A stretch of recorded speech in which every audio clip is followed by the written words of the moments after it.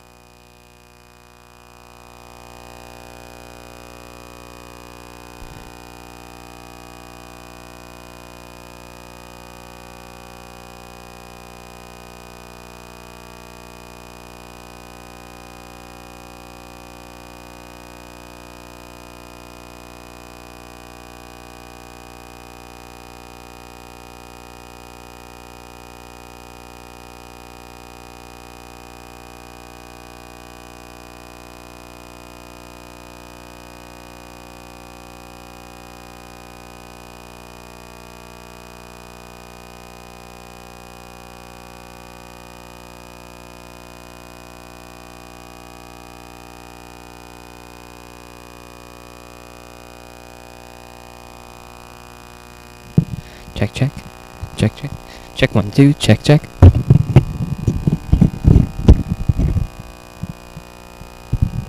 Third time's a charm, huh?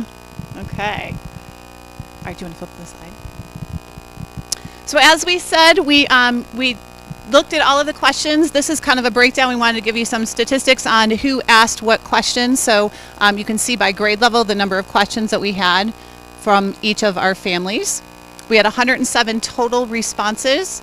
Out of those 107 responses, we had many positive feedback, just comments people made, and we appreciate those. Thank you very much. And then we ended up with about 80 questions that we put into these categories. So we had some positive feedback, as I said. Enrollment, there was a lot of questions about enrollment. We're going to talk through that a little bit. Day-to-day operations, there were several questions about, just things that are happening on a day-to-day basis, why the fifth graders eat lunch the way they eat lunch, about the slide. And so Colleen's going to go through some of those day-to-day operation questions that were asked. Some of our programming, what we're doing in terms of programming here at the building. Conferences and grade reporting were another section of questions that people wanted to know about conference nights and how we are reporting out grades and progress book and our report card.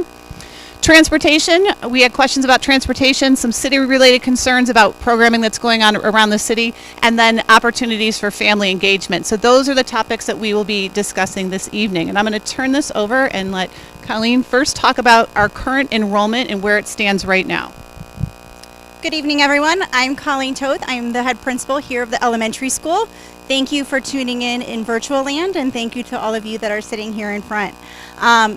Our current enrollment, I put up there the current enrollment, our reality that we're living in right now. We have about 25 children in our full-day kindergarten classes. We have 25 in first grade, 27 in second grade, 28 in third grade, fourth grade about 26, and fifth grade about 25. Depending on the class, that's the average. There are some things that we have been put in place to help with the current enrollment situation. We have hired 5 certified teachers to help in grades K through 5. And that was in the plans from the beginning. And so we used some ESSER funds that we had through some grants, and we were able to secure more certified staff. Knowing the increase in enrollment, we need to do a little bit more. And so what we are looking to do is hire another special education teacher that is currently posted. So we are looking for somebody to join our intervention specialist team to help with the numbers within our special education program. We are also looking to hire additional general education teachers, again, to help lower those instructional blocks during reading, writing, and math specifically. We are also, we already have increased our speech language pathologist that is currently she was at a 50% contract, and now she's full-time, so we increased our speech and language services by 50%. So we are addressing these increased enrollments as they are coming and as our needs. We're reaching out to, I have been reaching out to Joelle and my team at the board level to help with the enrollment. So please know we are addressing that in terms of what we can do right now. So we are looking to hire more certified teachers to help in some of those grades where it's getting upwards of 28 and pushing 30 if our enrollment trends continue. So I'm going to hand it over to Joelle, and she's going to explain a little bit more about what that plan might look moving forward. Yes. Thank you, Colleen. So when we ended our school year last year and we closed the 3 elementary schools, we had a total of 1,494 kids that were planning to come in here. We expected an increase of 50 to 60 kids. That would be expected when you open up a new building. We did not anticipate over 200 kids enrolling over the summertime. That is quite a large growth. Olentangy Schools down in Columbus, Ohio is one school district that was experiencing growth at the rate of 200 kids per year, which then caused them to build 4 additional schools to accommodate the growth. And it's because of the housing market and them building all of those new houses up there. So what we're seeing here is very unusual. I talked to my colleagues over in North Royalton. I asked them, what did you experience when you opened up your new building? They had about 60 kids. A lot of that, though, was on the ending of COVID, and many people chose to go to different schools during that COVID time, and then they came back to North Royalton. I did also talk to my colleagues over in Strongsville. They opened up a new building 5 years ago. They too experienced growth with what we're seeing, and after about 5 years, it kind of went back down to the anticipated growth according to their enrollment reports. We had 3 enrollment studies done prior to even designing this building to predict out the enrollment for the next 15 years. And all 3 of those reports that were done all predicted that our enrollment would be dropping. And even in the last 10 years, from 10 years ago to now, we are down 800 kids from where we were 10 years ago. So our enrollment overall is going down. So we're looking at what can we do right now that we have these 200 kids that were not anticipated in our building. And so Colleen mentioned some of the things that we're doing. And we're also watching it. We are hiring teachers as we need them. We have them posted. But just like every other profession in this world right now, there is not people that want to work. And unfortunately, during this time of year to hire, like during the school year, you're running against people who have not graduated yet. You have graduating classes that will come out in December, so we'll certainly have another pool of people, and then again in May. But it's really difficult to find people that want to work right now and that are qualified to do so. We made it an effort to the tutors that we hired to make sure that we hired certified teachers, because not all tutors have to be certified. We did that. That's really important for us that our kids are being taught by certified teachers. So we are looking, it is posted, things that we can look at. Yes, we have to think about next year. We have to think about what if this growth continues? What if it does? And what if our enrollment projections were all wrong?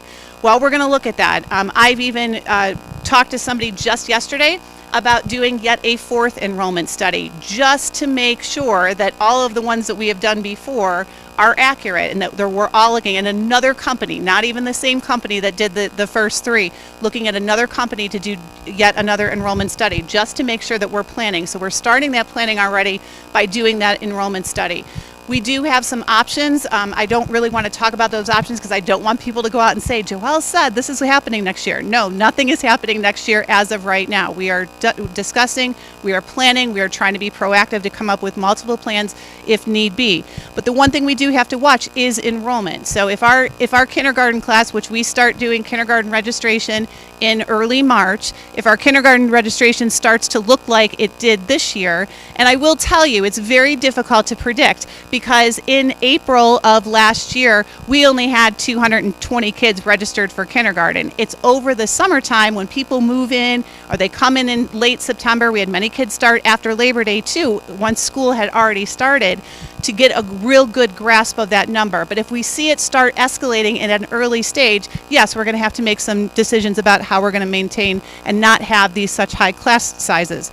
I do want to remind everyone though, in our other buildings, in any given grade level, our class sizes range anywhere from 22 to 25. So when you look at these numbers here, we're a few kids higher than what we usually are, but not something that is over 30 at this point.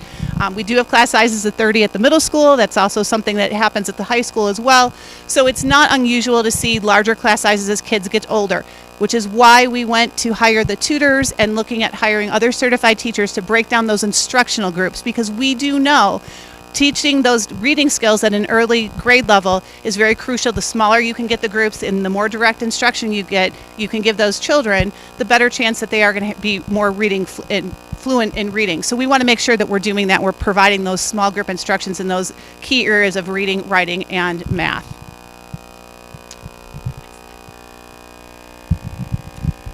So about 50% of the comments that were submitted revolved around enrollment.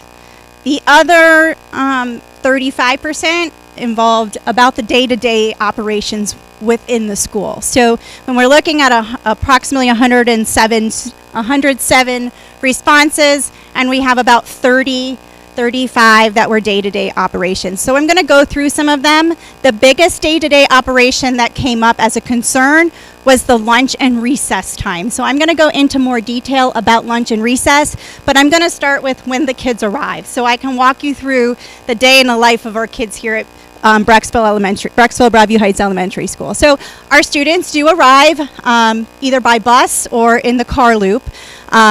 Each day we're getting better. At the beginning of the year, you could have driven on Oaks Road and there would have been a backup at 9 a.m. Today, they were in well before 9 o'clock. So our car drop-off line is getting more efficient. We have more staff outside helping to escort the kiddos inside. And our buses out back, we have adjusted multiple times. And now I think we are in a groove getting our kiddos into the building in a reasonable amount of time. One area of concern that came up was breakfast. I have been in constant collaboration with our new food service supervisor, Amy Voigt. She's phenomenal, and she is working with me to become more efficient in that breakfast line. We have a lot of students who are choosing to purchase breakfast.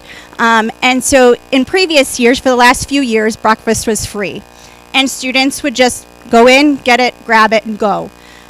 This year, breakfast is no longer free, so the lines are a little bit longer. But I also have to say that our food service supervisor has done an amazing job with the food, and the kids see it and really want to eat it. The donuts look phenomenal. So they go in there and they want to eat breakfast. So we're working to open more serving lines for breakfast to more efficiently get the kids out and back to their class in a reasonable amount of time. So that is something we are certainly working on. Announcements. I know there were a couple that asked if we were saying the Pledge of Allegiance, and we have morning announcements that are on video. Mr. Bahari, who is our STEAM teacher, has a morning group of 4th and 5th graders who do video morning announcements, and the very first thing of morning announcements is the Pledge of Allegiance. Those are posted on our website, so you are all able to watch those and see some of our own kiddos doing those morning announcements. Classroom desks. I know there were questions around storage within the desks. The desks were purchased so that they could be moved. So they're on wheels so that the students can wheel them around if needed to put in small groups. And so we had to get really creative with the storage of how we were going to keep books, folders, pencils, pens, and all the supplies that our students have throughout the day. And let me tell you, we have some amazing teachers who were very creative, because I can walk into various classrooms and say, wow, I would have never thought about that. So all of our teachers are trying things. Some things aren't working for them and they're readjusting, and some are working. And so we are collaborating with each other to come up with what is the best way to make it the best storage situation within our classrooms. And so please know that there are, some of the grade levels, I know the older ones, they're carrying their backpacks because they were trying to figure out if they had more books instead of dropping supply boxes within the collaborative spaces. And so some of our groups are trial and error right now. We all have to live it to figure out what's working and what's not. And so, there is a lot of failures so far, and I will own most of them. And failing is about learning, and I want everybody to fail because that's the only way you're going to learn. And so within the first day, we failed a lot, but we can also say that we learned a lot from it and we made things better. So that's what we are trying to instill in your children as well. And we all are failing, but we're getting better at each day. Storage, lockers, and backpacks. So the lockers are on order. We do not have enough. There were some just based on punch list items, and then there were some where we needed to order more. I believe those are coming in November, so we are hopeful that those lockers will be installed in a timely manner so that all of our students will have lockers. The indoor slide, the slide that's sitting in front of you, has actually been used more this week than I have seen in any other week. We are starting to set expectations within the building, and now we are giving students that opportunity to go down the slide. I think there was an entire class that came down. I caught, I don't know how many kids today. So it's an amazing feature in our school because it does, I say this all the time, it brings a lot of laughter and it brings a lot of smiles to our kids' faces. In fact, some of our teachers and our administrators went down it as well. So each day, more and more kids are going down it. So please know that I put it in my weekly newsletter this week. Please send your class if it's a reward for a few kids. I am willing to go grab them from class and take them down. So it is something that we are using more and more as the year goes on. But the first few weeks, there was a lot of expectations. What is it that it takes to ride the slide? Who needs to be with you? So there were a lot of things that needed to be put in place before we just opened it up to everybody. There was a question about teacher planning time. Our teachers do get planning time. They get 400 minutes, and that's usually between their specials. So when your child goes to PE, art, STEAM class, that's a 50-minute block, and that is part of the teacher's common planning time where they can work together as a team or a grade level to collaborate and plan for our students. And the other part of their planning minutes come during the recess time. So they have their lunch time, and then when the kiddos are at recess, that is the other block for planning time. The next one. I'm sure you've all heard about the bathrooms. This is something that, we don't tread lightly on. We have had some issues with our bathrooms this year. Some of our students aren't using them appropriately. So we have been working to instill expectations not only in the classroom and the hallways, but also in the bathrooms. I know Mr. Hartland, Mr. Bedford have camped out right out front the boys' bathrooms. Ms. McCauley and myself have been camped out in other bathrooms near the girls. We are trying our hardest to be visible to help with the situation. But if you could help us, talk to your kids about respecting the property. I always tell the kids, if you wouldn't do it at home or if you wouldn't do it at grandma's house, don't do it here. And I think, once they get around their buddies or their friends, sometimes they just make those decisions and they don't think through it. So if you could help, we're hoping to get some targets for the toilets so it gets inside. I do know there are some questions about the height of the urinals, and we have been talking to the contractors about that to see what the true height is. We have tall kindergartners, and then we have little fourth graders, so it's really difficult to get that magic urinal height. I would not know. But we also have the stalls where I encourage students to go into because that's what you use at home. So the bathrooms really are an area where, we can't really go inside and monitor a whole lot. I mean, we can be visible, but I just need your help as parents to, reinforce at home that the property at school is just as important as their property at home. So I would really appreciate your help with that. So yes, they may come home and say the floors have icky stuff on the floor. We get it cleaned up as soon as we find out about it, and we're just trying to set those expectations. So your help is appreciated. I'm going to add to that because Colleen's not calling a spade, and I'm going to call a spade. The kids are purposely peeing on the floor. There's kids that go into the bathroom and they are peeing on the floor. And I found out today it's not just the boys. And it's a problem. We'll go in, we will clean it up. The boys think it's funny, the girls think it's funny. We'll clean it up, and a half hour later, they're doing it again. And it's something that they're finding that is very funny to do, to pee on the floor. And so when we ask for your help, we really do need your help because it's inappropriate. Today, in the 4th grade bathroom, we're in the process of identifying who it was, but 2 kids were in and out of there kicking all of the water spouts that are coming out, and they're all loose now. They're all broke. So we are having some issues with the bathrooms. We have talked to, Colleen and I have had conversations about, you would think in 4th and 5th grade that we can trust our students to go to the bathroom by themselves. We might have to start implementing classroom bathroom uses right now because our boys and girls are showing us that they can't be trusted to go on their own. And I hate to do that because the one thing we always want to do is to give our children responsibility. And responsibility to go to the bathroom on your own is something you would think that they could do in 4th and 5th grade. And it's not happening. So I'm going to be a little bit more blunt. We really do need your help to talk to your kids about, however they respect the bathroom at home, that's exactly how they should respect it here. And so now we've got a repair in a 4th grade bathroom, and our custodians are cleaning up because they're doing it on purpose and not just because they're missing. So the targets will help, but just not peeing on the floor will help too. All right, the next area was, like I said, lunch and recess was another area in which there were several concerns. Supervision, there were questions about how much supervision is in the lunchroom. During kindergarten, it's all hands on deck because nobody is outside. So we have approximately 10 to 11 staff members that are in the cafeteria alongside of Mr. Hartland, and the administrators are in and out of each of those grade levels.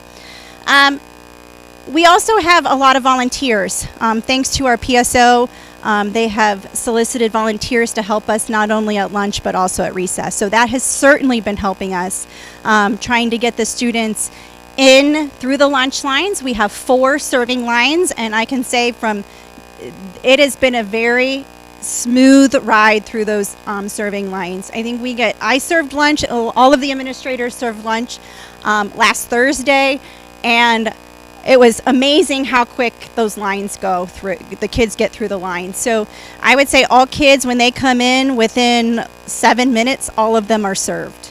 They have a 30-minute lunch time, so there's plenty of time to eat. Last year, one of the biggest concerns that we heard was lunch wasn't long enough. So we certainly made a schedule where we had an increased amount of lunch time and recess time. So that's what we have done this year. In doing so, it's created where we have lunches that eat early, and then our last lunch begins at 1:15. So we did have to spread out our lunch hours to accommodate the concerns we were hearing in previous years. And so what I want to explain to a lot of you is that, one person's concern might be another person's solution, and vice versa. Someone might give me a solution and it sounds great, but then the next person isn't going to like it. So please keep in mind that we're listening, we're tweaking every single day. And we are listening to you, we are listening to the kids, we are listening to the teachers. There's a lot of adjusting that we've been doing. And, I appreciate all of you for being here, and I appreciate everybody who has submitted concerns and questions, because if we don't know about it, then we can't do anything about it. And so we do appreciate all of the feedback. And please know that, if there's 1,500, or actually there's 1,231 families in the school, and if 1,231 different concerns came up, I don't know how long that would take me to do, and it might take 1,231 days to help. So just keep in mind that everybody might have a different concern, but we are certainly addressing them, and we are working with our families and our teachers, and we are listening to our students. So supervision is a priority at lunch. I know there's a lot of talk about what's going to happen in the winter when the kiddos have on their hats and their boots and their snow pants and their coats, and how are they going to get out to recess from lunch? So again, like Ms. Magyar said, she's reached out to North Royalton, so have I. I am always talking to Kirk over in North Royalton. He's probably watching now. I am always calling over there, or I'm texting him, hey, what went well with this? Did you try this? Or he right out says, don't try this. It didn't work for us. So we are collaborating, and one thing that I did ask was about the transition from lunch to recess, and how does that work with winter coats? And he said at first it was hard. There were a lot of dropped gloves, a lot of dropped hats, but it started to work the more the students did it and more it became a routine. So again, it's going to be something we're going to try, and we may have to adjust. And that's kind of the mantra of the year. You got to try something. If it fails, you learn from it, and you tweak it. So we're going to continue to do that this year with lunch and the coats. Seating, I know there's a lot of questions about, can my kids sit wherever they want? We started with just implementing class seating, and we are going to be moving to our older grades being able to sit wherever they want.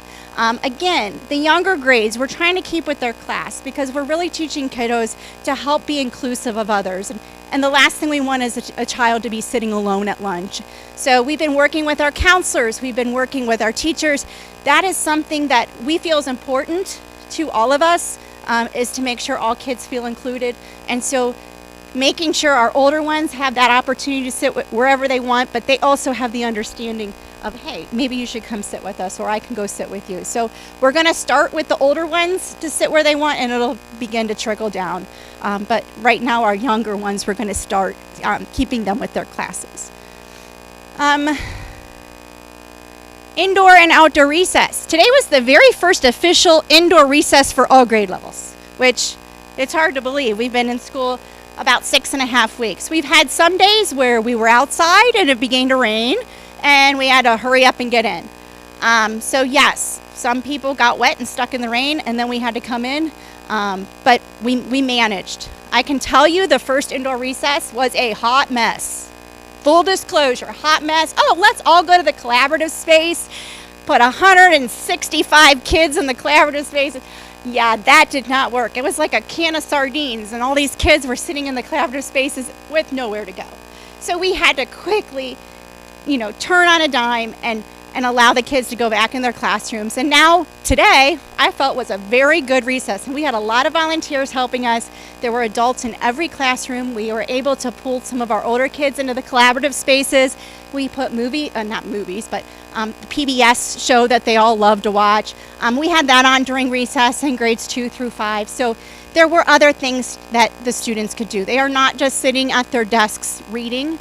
That is not the expectation for indoor recess. They need that time to decompress and take a little break. So we also have our PSO involved in helping us donate some recess games. So that will certainly help to increase the fun at indoor recess. Outdoor recess, we have that beautiful large playground, and some people felt a concern was that there's too many kiddos out there and not enough supervision. So again, we have at least 6 certified adults out at recess, plus we have, depending on the grade level, additional volunteers outside to help us with monitoring of our students during recess. In doing so, there is a grass field, and I know my older students keep coming up, when can we go on the grass field? So we are working, we had to do some, I know Mr. Hartland went out, there's a lot of rocks and stuff out there, so we have to pull up some things to make sure that it's safe, but we're going to get our older kids out there on that kickball field and that soccer field next to the field house very soon. The geese, yes, so.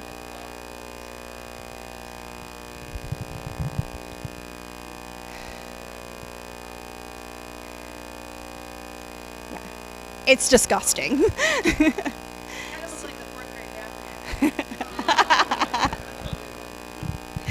Yeah, so please know, we're listening to the kids. They've been asking for the field.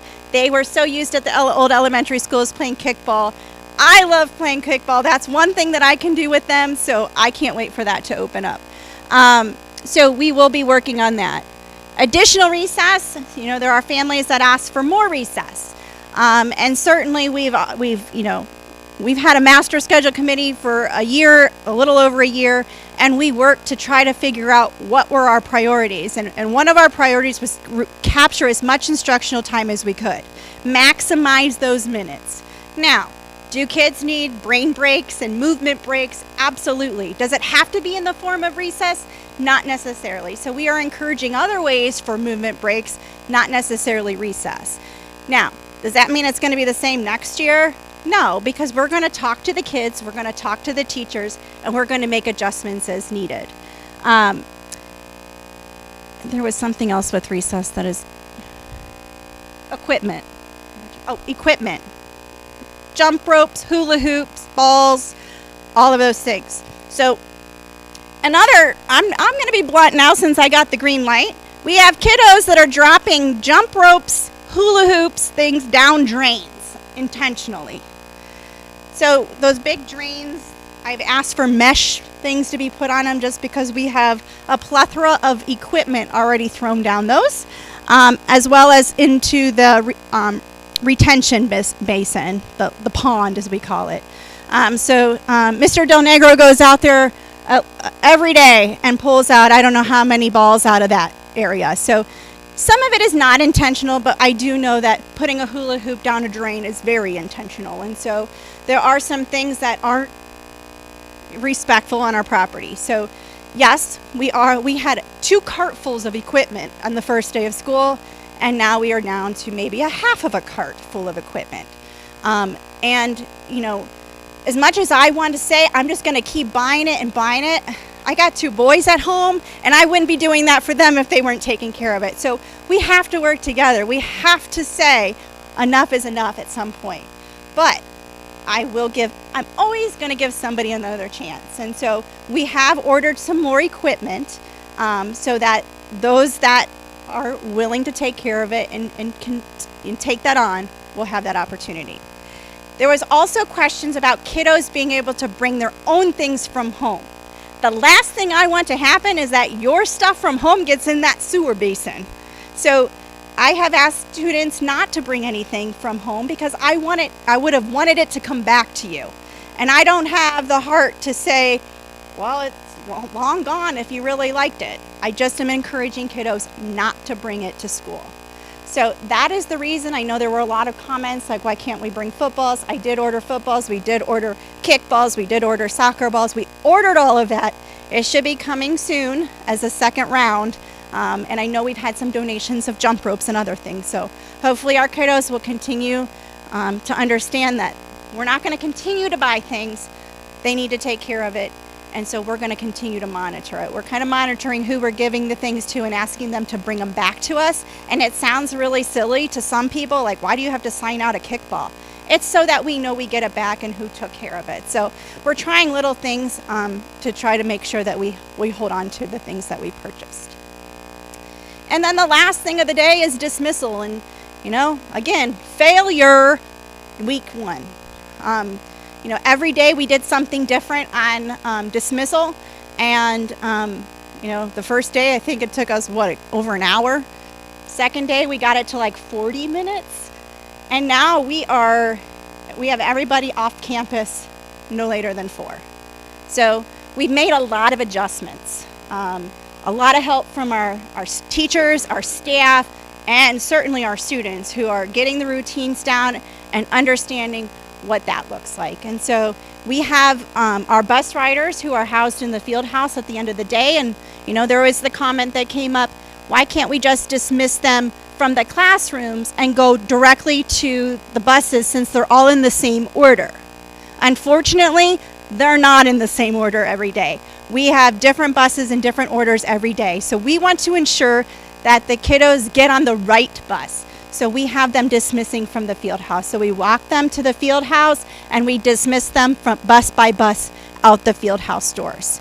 And then likewise, our car riders are dismissed off the learning stairs where you're sitting, and they're out to the front. And again, by 4 o'clock, we have pretty much everybody off campus. So I feel like a huge improvement in that area. Is it perfect? No. Is there room for improvement? Always. So we will continue to tweak and make adjustments as needed. I just want to give you a little perspective on that too. First of all, we are probably the largest elementary school, and the fact that we can get 1,700 kids out of this building in 15 minutes is nothing short of a miracle. You go over to Twinsburg.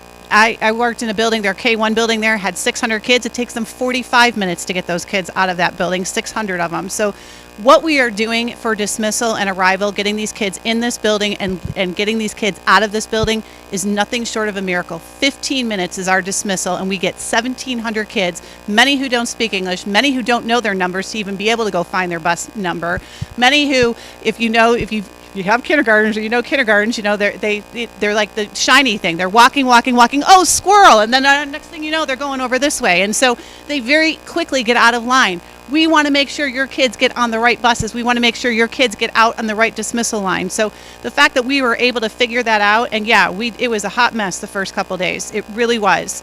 I was frustrated. We were over here. We problem solved for, an hour after each dismissal those first days to try something different the next day. And we figured it out. And kudos to the staff that has been able to figure it out and has gotten our kids out of here safely in a very timely manner compared to other districts that have way less kids, and it still takes them longer to get the kids out for dismissal. So kudos to the staff for that. Miscellaneous, we're going to go to the next, or did he skip a slide? Miscellaneous? You want this? There you go. I'm going to let Colleen talk about the first two. So there was a question that came up about PE and how often students attend PE class. Our specials are on a 6-day rotation, and that's because we have it set up for 12 sections, giving planning time for our specialists, as well as time for our special education students who may need some pre-teaching for specials, or our preschool who will have an opportunity to go inside those specials on that 12th rotation day when the teachers have that available. So it was intentional to do a 12 teachers, even though most sections only have 11 or 10 students. That way it gives us some open blocks throughout the day to be able to accommodate some of our other needs. The pull-out model for gifted. So we do have a pull-out gifted model in grades 3 through 5 for enriched language arts. And what that looks like is that with each grade level, more time is dedicated to that pull-out time. So at 3rd grade, it's about 15% of the reading block. And so the students are pulled out several times a week for I think it's 3 days a week for 30 minutes. I want to say it's 90 to 120 minutes weekly. And that is also the same for 4th grade. So they are pulled out by a certified gifted intervention specialist. Mrs. Graham is in charge of our 3rd graders, and Mr. Saibo is in charge of our 5th grade enrichment program, and then Mrs. Graham and Mr. Saibo split 4th grade. Math as well is also a pull-out program for those who are identified for gifted. It's about 60 minutes a week pull-out in grades 3 and 4. And then in 5th grade, it turns into an accelerated program where those students are in a full class period with gifted students for math. Another question came up. Did you want to do report cards? Okay. Report card revisions. There was a question that came up about, are we making a standards-based report card? And the answer is no. What we have done is standardize our report card, because every report card had different marks, and for parents to understand what an asterisk was in one year and a check mark the next year and a minus the next year was really, really hard. It created confusion. So what we did was standardize the markings. And so we created an M, a P, and an E, meaning kind of the grade level standard that it's expected. P is progressing toward that. They're making great progress. They're just not quite there yet. And then there's those that are experiencing difficulty with the E. So it is not a standards base where we're taking every curriculum standard and looking at where they where they fall in that. We're just looking at standardizing the report card so all the markings are the same. The next miscellaneous thing that came up were conferences. I think a lot of these questions came out prior to this week. And I know a lot of you have already been given sign-up geniuses for conference nights from your teachers. So if you have not been invited to a conference and you wish to have a conference with your teacher, please just reach out to them. They are willing to accommodate you. Sometimes no news is good news from teachers, and so you may not hear from them because everything's fine.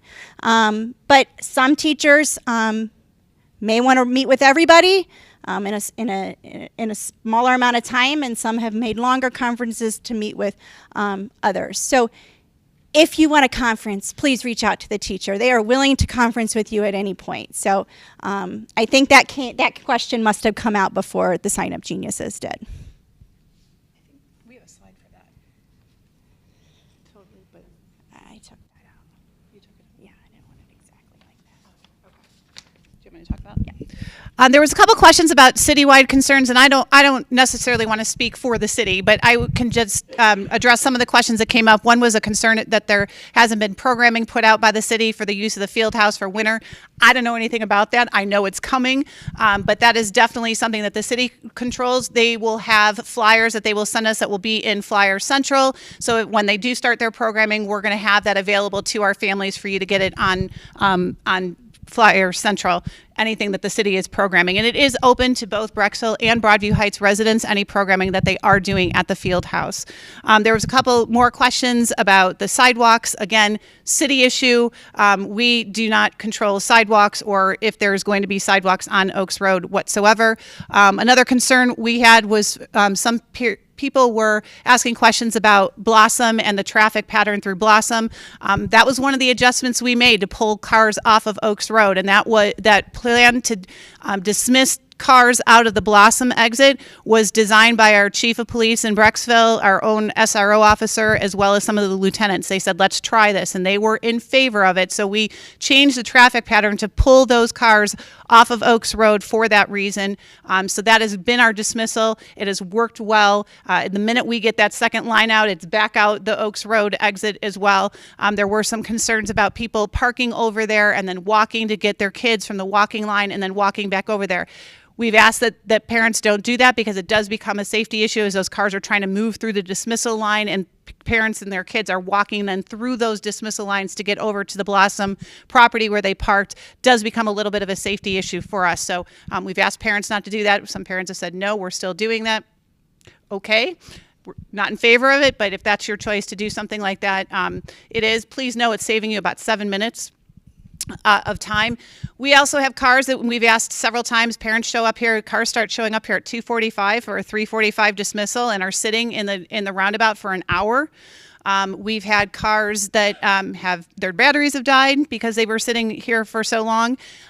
So it's just, and there's no need to be because we're getting every single kid out. Whether you come at 3:30 or whether you come at 3:40 or you come at 3:20, you're still going to be out by 4. So it doesn't matter if you're the first person in line, you're still going to be waiting for a while. So we just ask that, if you want it to even be more efficient, we don't need all the cars here at 2:45. That's okay. Transportation. I'm going to let you talk about this, and we could talk about the last couple ones. Okay. I don't know why Gifted pulled out that on transportation, but that's my bad. Pick My Kid.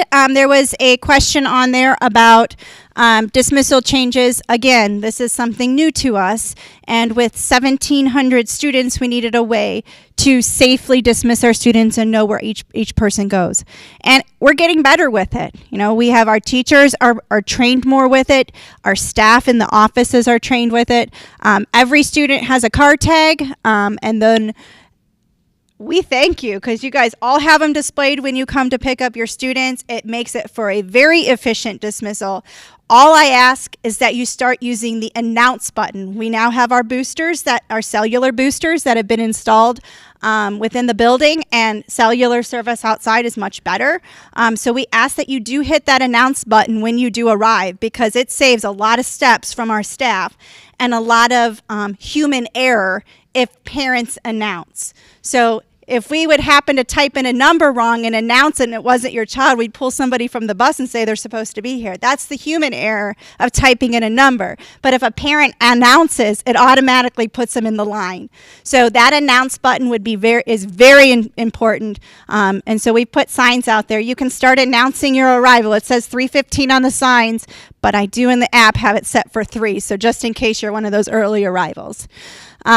Dismissal changes, again, we encourage all of our families to make sure those are updated. There are going to be times where there is human error on our part, and we've had that, and we've had to apologize and own our mistakes. But again, we've learned from it, and we become more cognizant of those errors and really look at that. The car drop-off loop in the morning is one area. I know I sent out a reminder this past weekend. If you are coming before 8 o'clock for beekeepers, go ahead and pull up to the loop and bring your kid inside. However, we have a music program that begins at the same time, and those students are being just dropped off, and parents do not have to go into the building, which is causing a backup if a beekeeper parent is dropping off their student and parked, and our music program parents can't get around them. So please, if you're a beekeeper, if you could please park prior to, that would help the traffic pattern in the morning. Likewise, even during dismissal and arrival, do not just pull up to the lot, the loop, and park and come in. If you need to get out of your car for any reason, please park in the lot and walk in. That'll just keep it safe. It's also, it's an emergency area too, so we don't want cars just parked out there. Busing for the instrumental program was a question. Again, lack of bus drivers, we've got the buses, but we don't have the drivers for our instrumental music program. So again, is that something that if we do get drivers hired, that we would be able to institute something like that? Absolutely. We've been talking to Mr. Culver, and he will certainly do what he can if he has the staff to do it. And the end of the day, we already talked about that with the day-to-day procedures. And family engagement, there was a question that came through was, why aren't we having the same things we've always had in the previous years? Honestly, I think we've had some really amazing things that have been going on with our families. Our PSO put on a fantastic back-to-school bash. There were food trucks out there. There were kids laughing. There were kids running around. It was an amazing opportunity for our kids. We have Trunk or Treat coming up. We have an International Diversity Fair coming up. We have a lot of really cool things that might not have ever been done at our old elementary schools. Are we trying to incorporate some of those things we've done before? Yes. But I know one of the concerns was, why can't we have a Halloween parade, a costume parade? And I'm not saying we're never going to have one. This is just something that we have to live first to see how we can make it work. I mean, I've been talking to my BLT team, which is not bacon, lettuce, and tomato. That's my building leadership team, talking about how could we make it work. Maybe with our young, do a K2 and go up to Blossom and walk through. So we've got some ideas, but we want to live Halloween first a year and then start to bring some of these things back. So it's not off the table forever, just for this year. Volunteer opportunities. We've got a lot of volunteer opportunities. We've got lunch monitors, recess monitors coming in on a daily basis. I had a lot of PSO volunteers helping on the first couple days of school to help navigate where our students were going. We have hearing and vision going on, so I think we still need a few more of those volunteers if anyone's interested. But I know there were a lot of people that want to come in and volunteer within the classroom. So we have encouraged our teachers to do some sort of family engagement activity. I know some of our classes are doing mystery readers where they're bringing, people into their classrooms, family members, and doing that. So I have encouraged every grade level. Again, our teachers are learning too. They're still adjusting as well. And we've only been here 6.5 weeks. And so it's all coming. but we all have to just rest, and it'll get there. I promise we'll get there because we're all working together. Nobody wants it more than me to go right. Like, this is my dream, opening this school. And it is my dream because of you, the staff, and the students. And I mean, number one is the students because they make my day every day. They give me hugs and laughter and smiles, but no more. I don't want it more than anybody. So please don't think I'm going to come in just to try to make everybody's life miserable because that's not my job. My job is to come in here and do what's right for kids. And that's what I do every single day. So please continue to work with us. Continue to support one another. We're in this together. We are one community in Brecksville, Broadview Heights. So please, we are here. We will continue to bring those partnerships with families into the classroom. But we're only 6.5 weeks in, so we will get there and we will get better. And the last one is field trips. Yes, every grade level has been working to figure out what they want to do. It might not be on the docket yet, but everybody's trying to figure out what they want to do, learn their class, learn their needs, and that's something that's going to be coming up. I know one grade level is already planning it, but a lot of them will start planning field trips for the spring. Again, transportation is the issue. So we have to make sure transportation is available the day that the field trips happen. So there's a lot of trickle-down effects. So we are working on field trips. I think we got everything. Well, I think we tried to cover as many of the questions as we had and answer them as thoroughly as possible, being as transparent as possible. I will also just piggyback on what Colleen said. You know, none of us, not you, not me, not Colleen, none of us have done this before. Opened up a school with 1,700 kids in it. None of us. And so we're learning right along with you, and we're trying things. And then if things aren't working, we're adjusting, and we're adjusting on the fly in many cases because we know that it wasn't efficient. And as Colleen said, you know, be patient. I don't think anyone jumped on a bike and knew how to ride it the first time they tried it, right? A surgeon goes to medical school for 4 years for a reason. They have to practice until they can get it right. We're no different. We opened up this new school. It is beautiful. It is 90% going fantastic. Ask your kids. I met with my student advisory group yesterday, and I'm like, tell me about the new school. We love it, Miss Magyar. And then all the high school kids, when can we take a field trip there? They all want to come here.